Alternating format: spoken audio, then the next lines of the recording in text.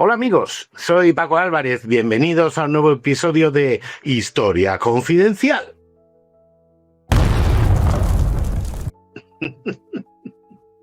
Bueno, otro casco. Un casco un poco raro, diréis, oye, ¿este casco de dónde sale? Bueno, este es un casco de Bopo, o también de los soldados de la República Democrática Alemana. 3 mentiras en 3 palabras. Ni república, ni democrática, desde luego, y alemana, pues tampoco.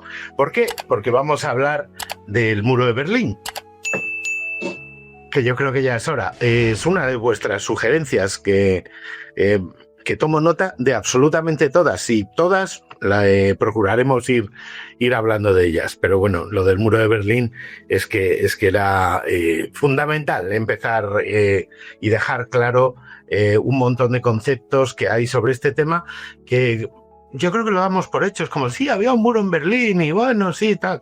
Y es muy, muy importante. Pero bueno, antes de empezar, antes de ir al meollo de la cuestión, quería comentaros, quería darle las gracias a Luis de Ruta de los Conquistadores, porque me ha enviado este paquetito, que ya lo he abierto, porque eso de soy como soy, que tiene 2 maravillas que me ha mandado de regalo. Una es un real de A8, de los que estuvimos hablando el otro día. Nada más y nada menos, joder. Una chulada. Y luego me manda su juego, el juego que han hecho de Ruta de los Conquistadores, que es una chulada de juego para peques y para mayores. Es una baraja que para los peques es un memory, porque hay 2 cartas iguales de cada conquistador. Estas por detrás son chulísimas. Y por delante, y por delante vienen mapas y vienen retratos de, en este caso, 22 conquistadores. Los pequeños, ¿cómo juegan? Pues eso, como un memory, o sea, se ponen las cartas boca abajo y tienen que encontrar parejas. Los mayores, ¿cómo jugamos? Pues con este QR podemos ver el texto o la biografía de los distintos conquistadores y macho, se aprende un montón. Porque además hay algunos que dices, anda, es verdad, la biografía la puedes también escuchar o leer. O sea, una auténtica cholada. Desde aquí, muchísimas gracias, Luis, de Ruta de los Conquistadores. La verdad es que tengo muchas ganas de hacer esa ruta, de darme un buen paseo por Extremadura. ¿Veis? Ruta de los Conquistadores. Si lo buscáis online, seguro que lo encontráis. El real de A8 no, pero el juego sí. En fin, si es que la verdad es que sois unos auténticos soles, o sea, todos. Me pasaría los programas, ya lo he dicho varias veces, saludándoos a Irene Cuadrillero, a Drongo Calesi, que nos escucha desde Emiratos Árabes Unidos, Ana Badía, María José Menéndez, Merche Sánchez, tanto monta talto, Juana María López, Nati Ramos, María José Carpio, Glez MH1. Hay otra María José que dice que está intentando convencer a su marido de que escuche este podcast porque a su marido no le gusta la historia y cree que aquí va pues que le va a gustar. Oye, pues desde aquí animamos al marido de María José. Macho, súmate al club. Aquí hablamos de historia, pero poquito, es media hora y es este petardo de personaje el que habla de historia así, de tú a tú, y procuramos dar los menos rollos posibles, hablar de la historia que no nos han contado de una manera en la que normalmente nadie habla de historia, que eso es tan simple como de amigos, es dar a conocer, pues oye, cosas que están en los libros y compartirla con vosotros. La verdad, insisto, es que sois majísimos. Tenemos gente que nos escucha desde Argentina, desde México, desde Guinea Ecuatorial, el profesor que lo comenté en otro capítulo, pero oye, es un orgullo. Desde Uruguay, muchísimos, desde Chile, Francia, Alemania, Andorra, por todas partes tenemos gente que se suma a esta historia confidencial. Eso, mira, pues es un buen eslogan, eso, la historia que no nos han contado, contada de una manera distinta. Hoy de tontería he traído una ovejita. Una ovejita que yo creo que me salió en un roscón de Reyes, así por el tamaño y tal. pero que desde, no sé, va a hacer un porrón de años y la tengo guardada, entre otras cosas, porque me recuerda que no hay que ser ovejas. Cosa que evidentemente el muro de Berlín sí que tiene mucho que ver con esa cuestión. Entonces, bueno, vamos al tajo, como decían los otros. Antes me he acordado de la frase del día. Así que aquí la tenéis. Es una frase de Salustio, del autor romano Salustio. Los que hayáis estudiado latín os acordaréis de la conjuración de Catilina. Bueno, pues ese mismo. Pero es una frase que también viene muy, muy a tono. Vamos a dejar la ovejita aquí. Que así hay algo más guapo que ver que yo. En fin, bueno, la frase. Son pocos los que prefieren la libertad. La mayoría solo quiere un amo justo. Son pocos los que quieren la libertad. La mayoría solo quiere un amo justo. Bueno, la verdad es que es un pedazo de frase importante. Bueno, en fin. Antecedentes. Antes del muro de Berlín, antes de todo esto, ¿por qué esta ideología? ¿De dónde sale el marxismo, leninismo y todo lo demás? Bueno, pues vamos a hablar un poco de Marx. Los que me conocéis iba a decir de Historia Confidencial, no, los que me conocéis de Castillón Confidencial, que por cierto tengo aquí la taza, voy a aprovechar para un traguito. Perdonad mi temblor, los que lleváis tiempo conmigo sabéis que no que me dé vergüenza, es que tengo una pequeña enfermedad nerviosa, pero bueno, no es contagiosa, no es Parkinson, es una chorrada en final, pero bueno, pues en estas cosas pues se me ven las manos, se ve que tiemblan, pero bueno, que no pasa nada, no es peligroso. En fin, el caso, Marx. Los que me conocéis, estaba diciendo de Castillón Confidencial, ya me habéis oído hablar de Marx otra vez, o sea que vamos a hacerlo más o menos breve, pero bueno, ¿por dónde empezamos? Pues lo primero, así, la primera nota biográfica de Marx es cuando se unió al Club de la Taberna de Treveris, siendo estudiante. Era un club pues de borrachines y llegó a ser presidente de ese club de la Cogorza. Sus compañeros de entonces, de ese club de borrachines, le describían como un juerguista violento e infiel, muy poco preocupado por su formación, porque claro, esto era mientras era un estudiante. La situación tocó fondo al final cuando en el primer semestre de 1836 las autoridades universitarias le expulsaron por desorden nocturno en la vía pública y embriaguez. O sea, el jovencito pues le daba al vinito. Bueno, todos tenemos un pasado, no le vamos a juzgar por eso.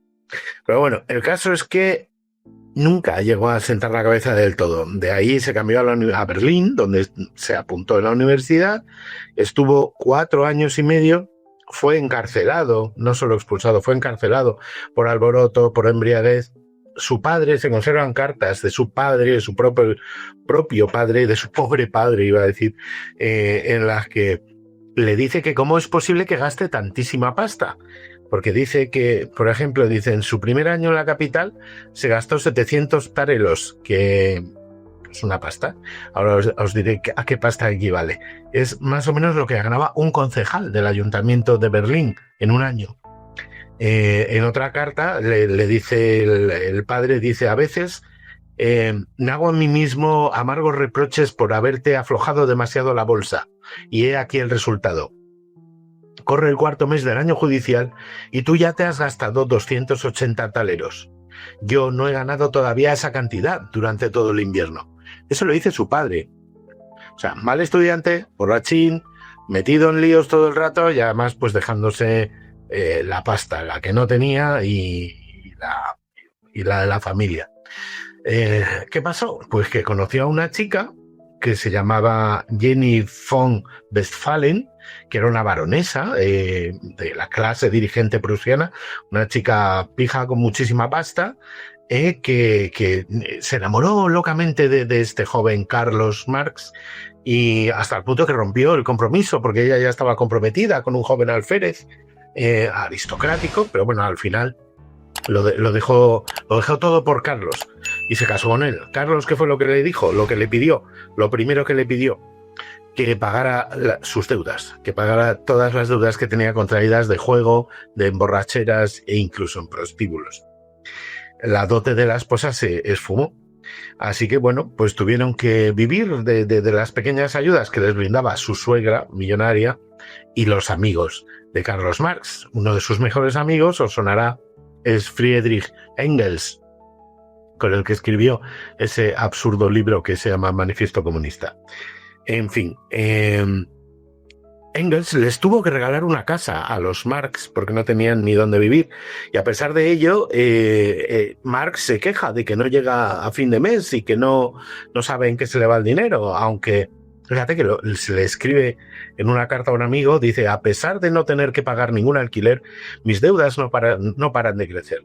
Eso de todas formas no impidió que normalmente veraneara en los mejores balnearios y que mandaba a sus hijas a estudiar piano, idiomas, dibujo, a clases de buenas maneras con los mejores profesores de Londres y de todas partes. Todo ello, claro, pagado por Engels.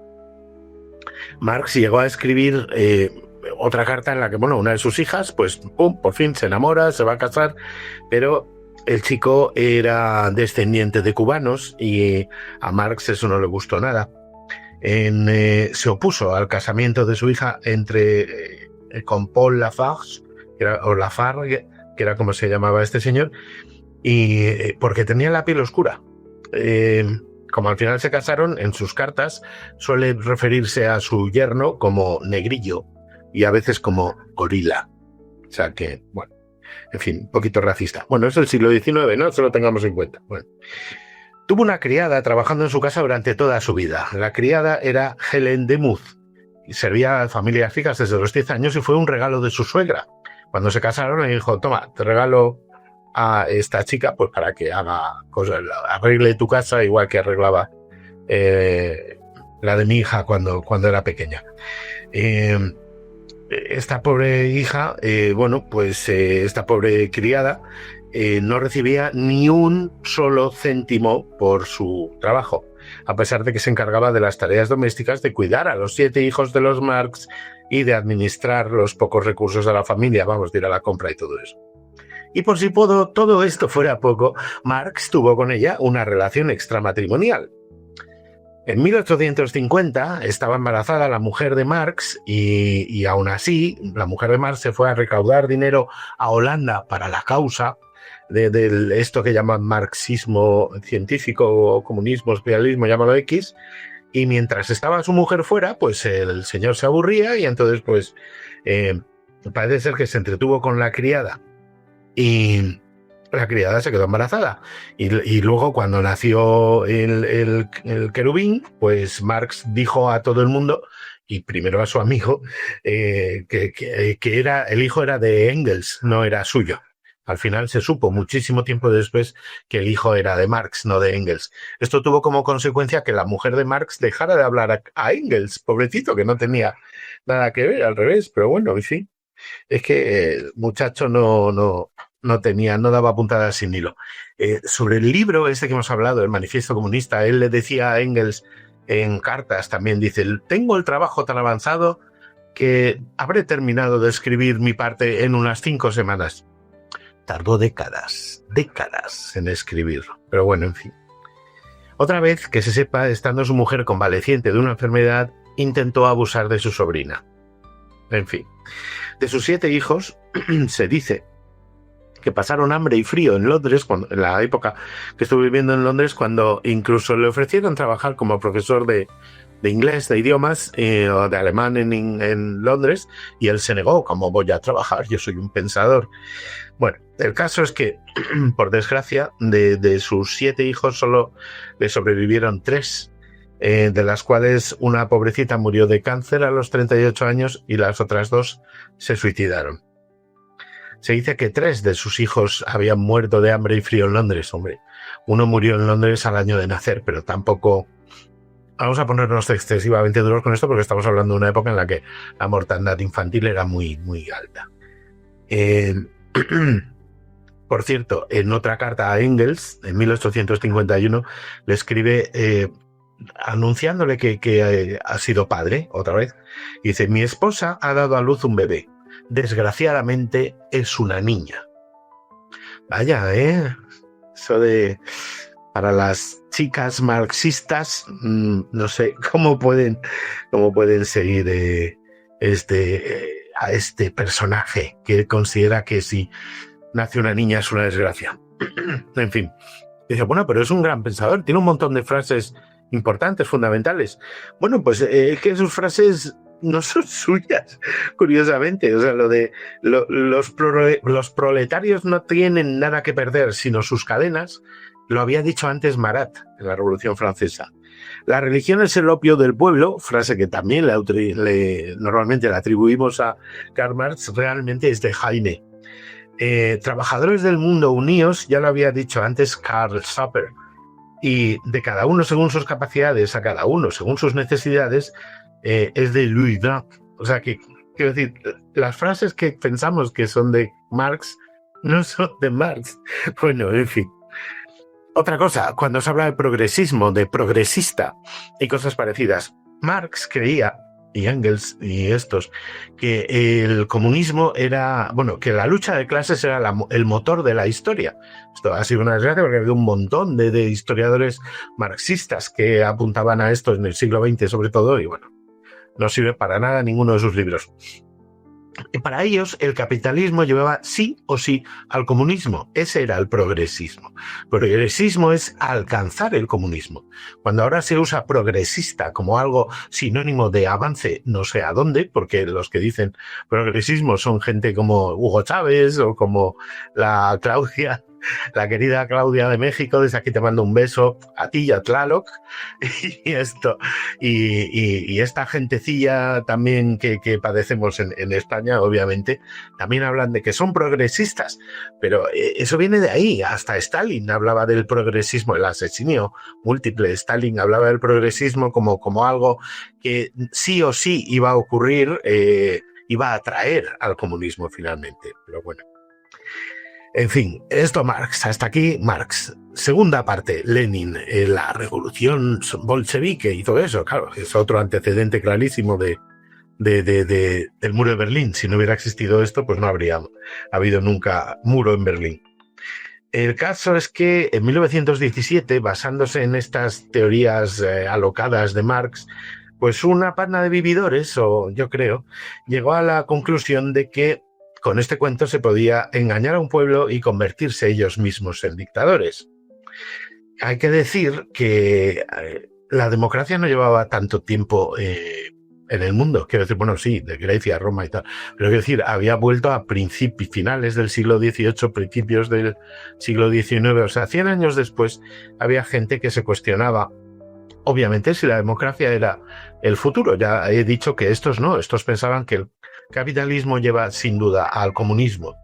Y entonces surgieron muchas teorías totalitarias que pensaban que el progreso pues era o por aquí o por allí. O sea, el nacionalsocialismo obviamente va un poco en el mismo sentido, o sea, de que la democracia no funciona y que el totalitarismo sí. Entonces, es un poco como un retorno al antiguo régimen, pero un retorno poco tiempo después. Para nosotros nos parece que digamos que está, pues no sé, el antiguo régimen, la democracia, luego las burradas del siglo XX, como es el comunismo y el nacionalsocialismo, fascismos y demás ismos asquerosos todos, pero el caso es que no es así. O sea, ellos es poco tiempo después, es una generación, 2 generaciones.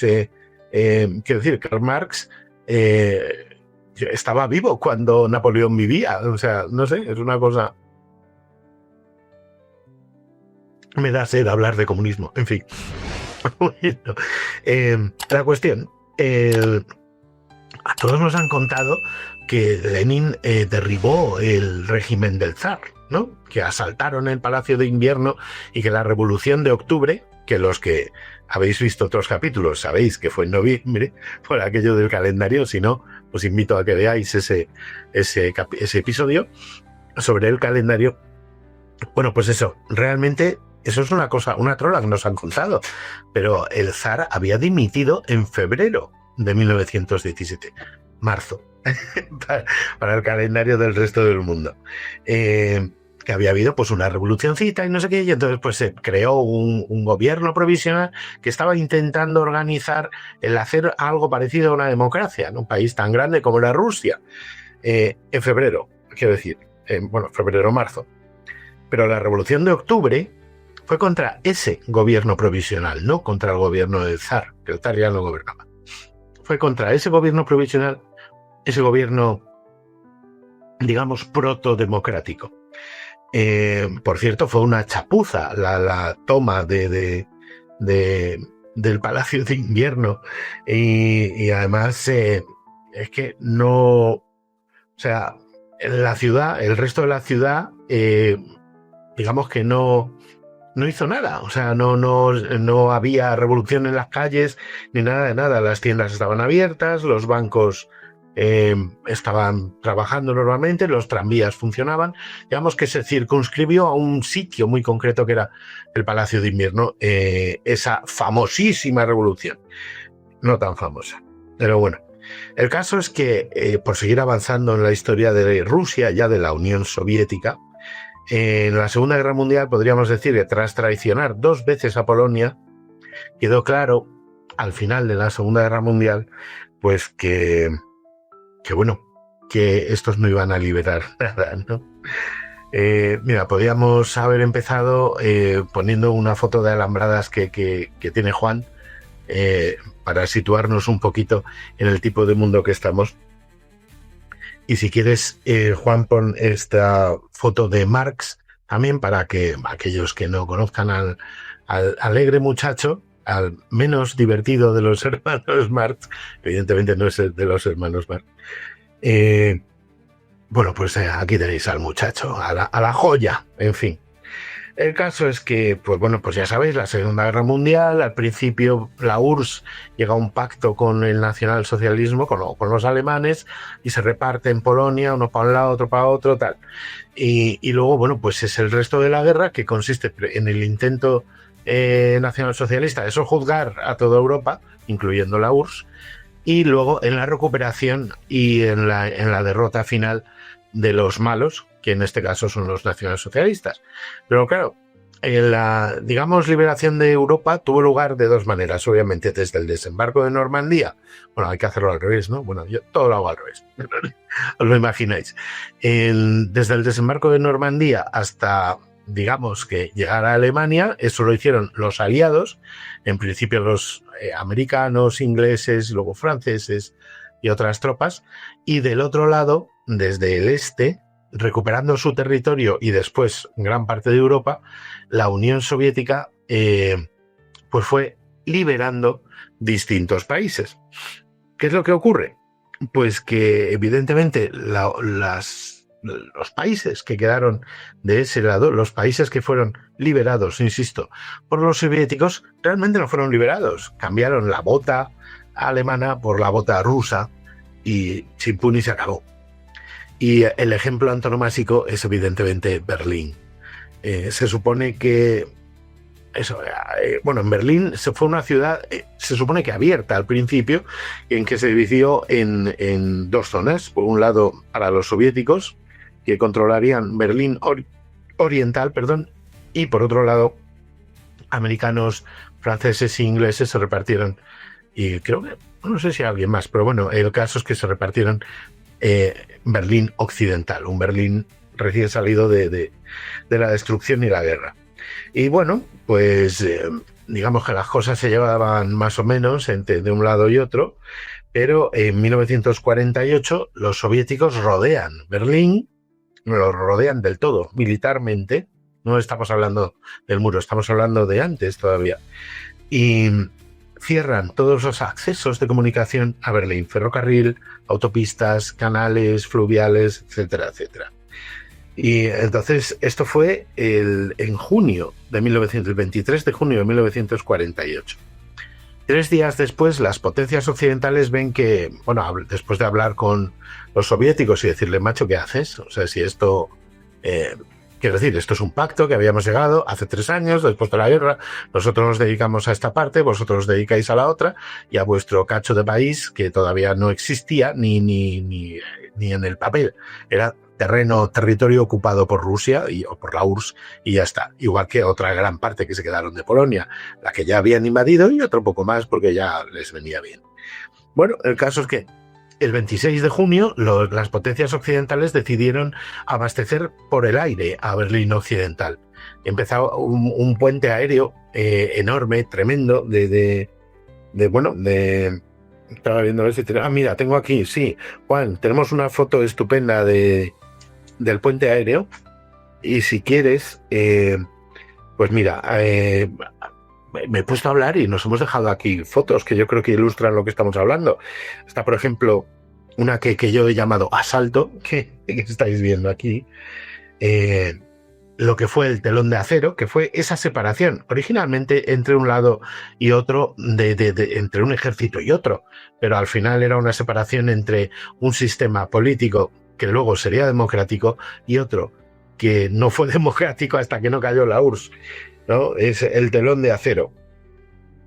Y bueno, y antes sí, y yo creo que por ahí más o menos ya hemos ilustrado el momento histórico en el que estábamos, el puente aéreo, etcétera, etcétera. Vale.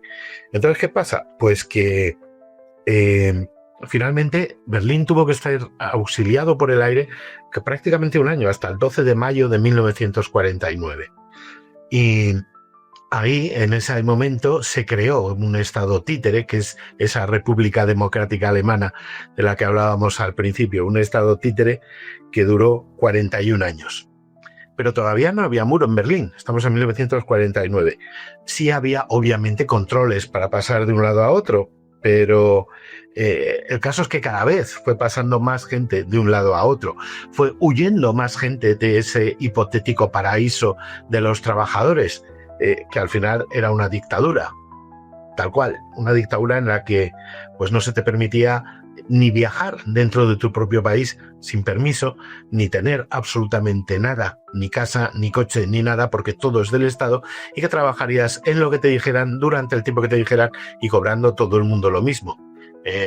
Da igual lo que te esforzaras, con lo cual al final pues no te terminabas esforzando mucho. Pero bueno, el caso es que por ejemplo, se calcula que entre 1949 y 1961, que es cuando se erigió el muro, solo por Berlín unos 3 millones de personas habían abandonado el paraíso comunista. 3 millones de personas. Entonces, ¿qué pasó? Pues según el gobierno de la RDA, hubo que levantar un muro para proteger a su población de elementos fascistas que conspiraban para impedir la voluntad popular de construir un Estado socialista en la Alemania del Este. Es una cita textual. Es muy curioso porque a un tío de estos que mandaba ahí en la República Democrática Alemana, le preguntaron a Ulbricht en una conferencia de prensa internacional, le preguntó la periodista, tenemos el nombre, Anne-Marie Dorer.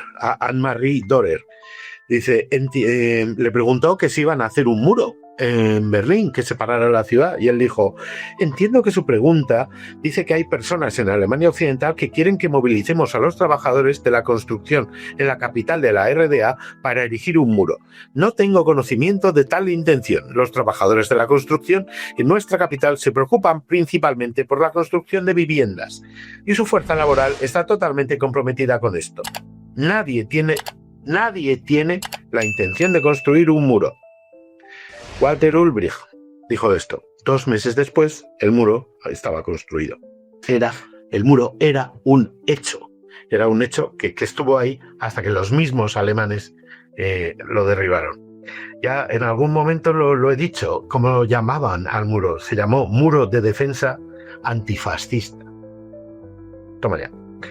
Cruzar el muro hacia el oeste estaba penado con la muerte instantánea.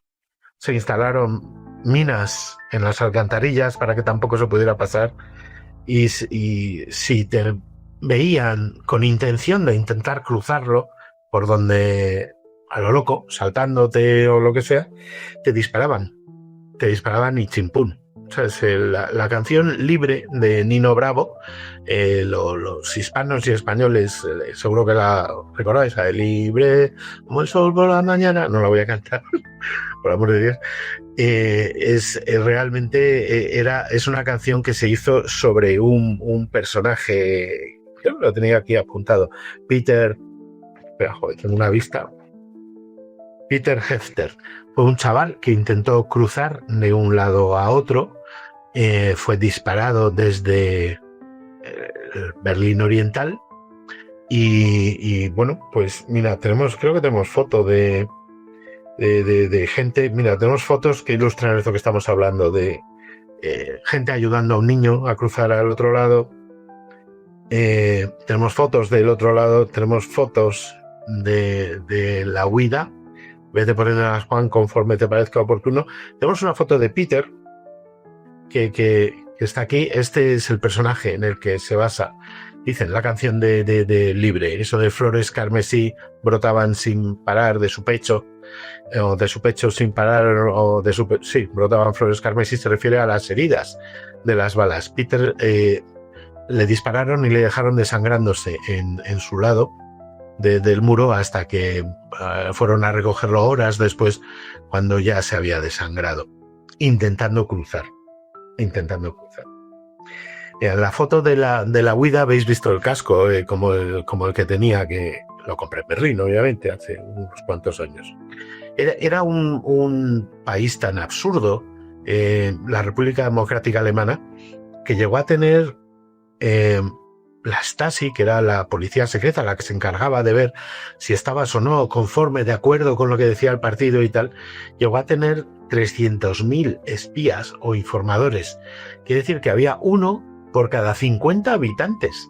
O sea, quiero decir, y claro, en público tenías siempre que hablar de que bien iba todo, que bien iba el país, que estupenda es la República Democrática Alemana y que mal están en la República Federal Alemana.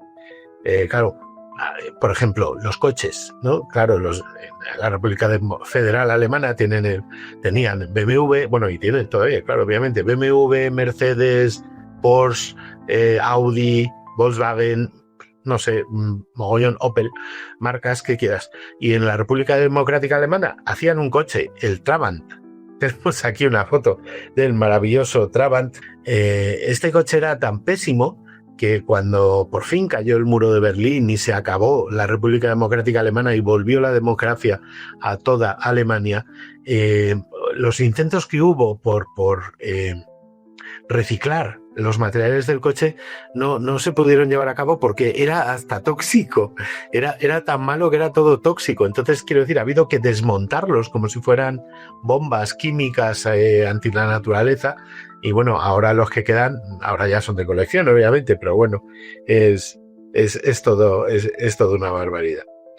En fin, el muro de Berlín. Fijaros, en Hungría, por ejemplo, por poner otro ejemplo, en Hungría, al principio, después de la Segunda Guerra Mundial, hubo un intento democrático que, en teoría, porque así lo había firmado la URSS, iba a ser un país democrático, no iba a ser un país satélite soviético.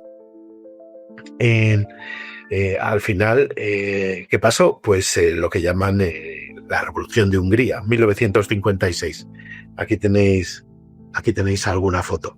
¿Cómo terminó esto? Pues terminó con los rusos otra vez invadiendo el país, terminando con la broma y presentando el Partido de los Trabajadores húngaros una sola lista aprobada y permitida a las elecciones.